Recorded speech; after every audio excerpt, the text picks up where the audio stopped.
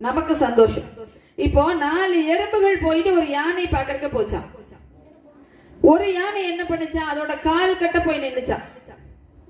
யானை எப்படி இருக்குன்னு கேட்டா அத காலை பத்தி பெரிய தூண் மாதிரி காட்டுச்சான். இன்னும் ஒரு எறும்பு போய் அதோட முகத்துக்கிட்ட நின்னுச்சான்.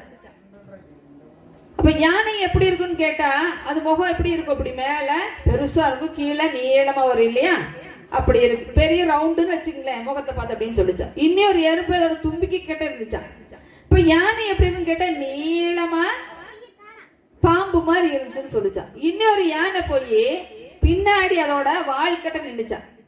அப்ப யானை எப்படின்னு கேட்டா வால் எப்படி இருக்கும், நீளமா கம்பி மாதிரி இருக்கு இல்லையா, அப்ப நீளமா கம்பி மாதிரி இருந்துச்சுன்னு அந்த எறும்பு சொல்லிச்சான். அப்ப 4 எறும்பு சொன்னதுல எதையாச்சும் உண்மை இருக்கா? எதுவுமே உண்மை கிடையாது இல்லையா. யானையினுடைய தோற்றம் அப்படிங்கிறது வேற விஷயம் இல்லையா.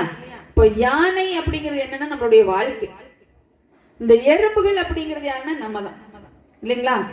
அப்போ வெரி குட், நல்ல கைதட்டல் கொடுக்கலாமா இதுக்கு. இப்ப எறும்புகனால என்னைக்குமே யானையை பார்த்து இப்படிதான் இருக்குங்கிறது முடிவுக்கு வரவே முடியாது.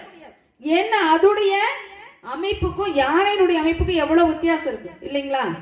அதே மாதிரி நம்மெல்லாம் எறும்பு மாதிரி நம்மளுடைய வாழ்க்கை எப்படி இருக்கும், இதுல எத்தனை விஷயம் நல்ல விஷயம் இருக்கு, எத்தனை கெட்ட விஷயம் இருக்கு, இது எப்படி இருக்கு அது எப்படி இருக்கு அப்படிங்கிற விஷயத்தை என்னைக்குமே நம்மளால முழு